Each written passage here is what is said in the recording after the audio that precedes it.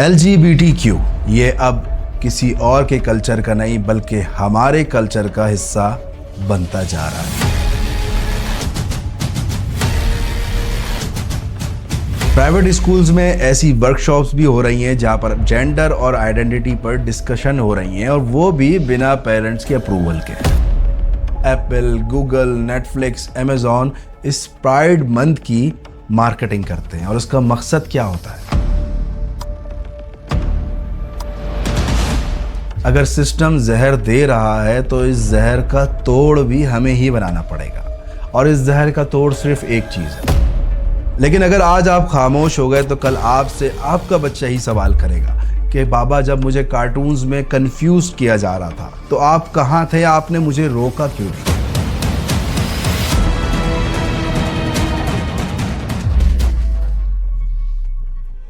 LGBTQ सुना तो होगा आप लोगों ने, या शायद आज तक इग्नोर किया हो, या फिर ये सोचा हो कि ये तो बाहर के मुल्कों का मसला है, हमारा नहीं।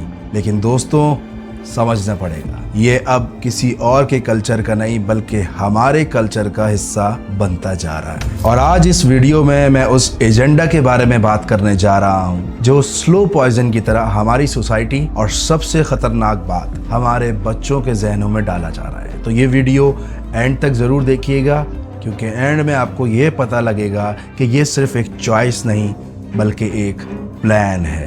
सबसे पहले बात करते हैं कि LGBTQ का मतलब क्या है। लेस्बियन, गे, बाइसेक्सुअल, ट्रांसजेंडर, क्वेश्चनिंग, ये टर्म्स डिफाइन करती हैं किसी भी इंसान का सेक्सुअल ओरिएंटेशन या जेंडर आइडेंटिटी। अब अगर ये किसी अडल्ट का पर्सनल मैटर होता तो समझा भी जा सकता था, लेकिन मसला ये है कि इस चीज को हर जगह नॉर्मलाइज किया जा रहा है, एड्स में, मूवीज में, कार्टून्स में, और टारगेट ऑडियंस हमारी सोसाइटी। आज UK, US, कनाडा जैसे मुल्कों में किंडरगार्टन लेवल पर यह पढ़ाया जा रहा है कि तुम बॉय हो या गर्ल, ये तुम्हारी चॉइस है। 4 साल का बच्चा कंफ्यूज है कि उसे कार्स पसंद हैं या डॉल्स। 2019 की एक CDC रिपोर्ट के मुताबिक US में तकरीबन 20% टीनेजर्स सेल्फ आइडेंटिफाई कर रहे हैं एज LGBTQ। और गैस करो, ये रेट हर 3 साल में डबल हो रहा है। क्या ये सब कुछ नेचुरली हो रहा है या फोर्सफुली, या किसी एक्सपोजर का नतीजा है? बिल्कुल। और आज जो उनका हो रहा है कल हमारा भी हो सकता है। अब सुनो, इस एजेंडा को पुश करने के लिए सबसे बेहतरीन मीडियम है entertainment industry. Netflix, Disney, Amazon सब प्लेटफॉर्म मिलकर LGBTQ एजेंडा को प्रमोट कर रहे हैं। और टारगेट ऑडियंस कौन है? आपके और हमारे बच्चे। फ्रोजन का नाम तो सुना ही होगा, उसके राइटर ने बर्मला ये बात बोली थी, we are considering making Elsa a lesbian in the next part because we want children to grow up with more inclusive heroes। यानी वो छोटी सी क्यूट सी प्रिंसेस जो सिर्फ एक जमाने में बच्चों के लिए फैंटेसी थी, अब आइडेंटिटी पॉलिटिक्स का हिस्सा बन चुकी है। डिज्नी का The Owl House, main character bisexual है। She-Ra and the Princesses of Power, Netflix lesbian relationship को मेन स्टोरी लाइन बनाया गया है। एडवेंचर टाइम, 2 फीमेल कैरेक्टर्स को एंड सीन में किस के साथ दिखाया गया है। ब्लूज क्लूज, एक प्राइड परेड सॉन्ग चलाया गया जिसमें 2 moms, 2 dads and drag queens दिखाए गए। और मसला ये है कि ये सब एक बार नहीं होता, बच्चा बार बार देखता है और हर बार उसके जहन में एक छोटा सा बीज बो दिया जाता है। शुरुआत में बच्चा कंफ्यूज होता है, फिर उसके बाद उसको नॉर्मल समझने लगता है और आखिर में उसे सपोर्ट करता है। और ये एक स्लो, कंसिस्टेंट और डेंजरसली स्ट्रेटेजिक ब्रेन वॉश है। अब कुछ लोग कहते हैं कि ये सब पाकिस्तान में तो नहीं होता। तो सवाल ये नहीं कि ये आज होता है कि नहीं, सवाल तो ये है कि कल क्या होने वाला है। आपके बच्चों के हाथों में मोबाइल है जिसमें YouTube, नेटफ्लिक्स, टिकटॉक है। आप सोच रहे हैं कि ये तो गेम्स खेल रहा है या पोएम्स देख रहा है, लेकिन उन गेम्स और पोएम्स के बीच में चलने वाले एड्स का कंटेंट कभी आपने देखा है? प्राइवेट स्कूल्स में ऐसी वर्कशॉप्स भी हो रही हैं जहां पर जेंडर और आइडेंटिटी पर डिस्कशन हो रही हैं और वो भी बिना पेरेंट्स के अप्रूवल के। पाकिस्तान में भी काफी इन्फ्लुएंसर्स और सेलिब्रिटीज लव इज लव के कैप्शंस रील्स या फोटोज में डालकर पोस्ट कर रहे हैं। और ख़ास बात यह है कि कोई कुछ कहता नहीं, और अगर आप कुछ कहोगे तो आपको जजमेंटल, नैरो माइंडेड या हेट स्पीच का टाइटल दे दिया जाता है।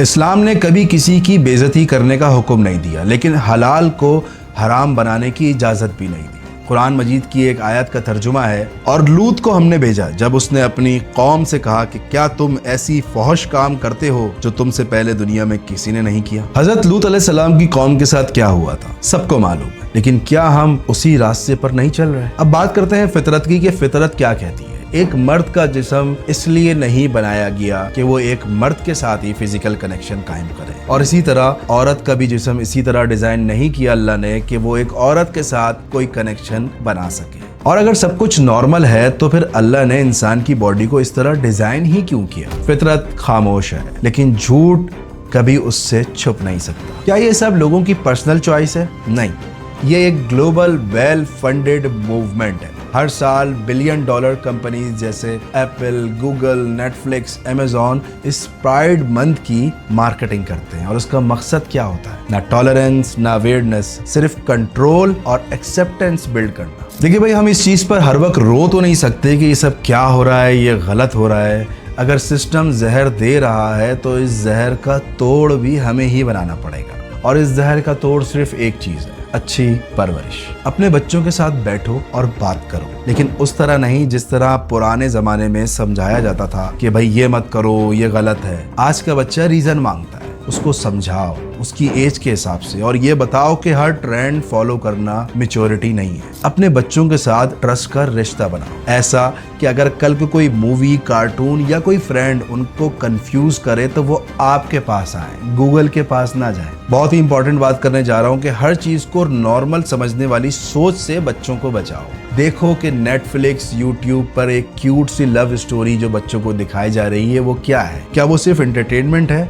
नहीं, वो एक एजेंडा है, और बच्चे उस चीज को देख के सवाल करें, सोचें कि ये क्यों दिखाया गया, क्या फितरत इस बारे में क्या कहती है, या इस्लाम का इस बारे में क्या हुक्म है। अपनी फैमिली वैल्यूज को रीइंफोर्स करो। रोजाना घर में एक इस्लामी बैठक शुरू करो जिसमें बताओ कि एक लड़का और लड़की की मोहब्बत सिर्फ निकाह के बाद ही हलाल होती है। अपनी बेटी को एल्सा बनने से पहले हजरत फातिमा रजी अल्लाह ताला अन्हा के बारे में बताओ। अपने बेटे को आयरन मैन बनने से पहले हजरत अली की स्ट्रेंथ और हया के बारे में बताओ। स्कूल्स और सोशल सर्कल्स पर नजर रखो। आजकल टीचर्स फ्रेंडली बनकर बच्चों के साथ डिफरेंट टॉपिक्स पर डिस्कशन करते हैं। जरूरी नहीं कि हर डिस्कशन इंफॉर्मेटिव भी हो। आपको हक है पूछने का, जानने का, समझने का और अपोज करने का कि क्या ये मेरी फैमिली वैल्यूज के खिलाफ तो नहीं बात हो रही। डिजिटल लिटरेसी सीखो और सिखाओ। सिर्फ यूट्यूब का पेरेंटल कंट्रोल ऑन करना ही काफी नहीं है। बच्चों को डिजिटल वर्ल्ड के बारे में पता होना बहुत जरूरी है कि स्पॉन्सर्ड कंटेंट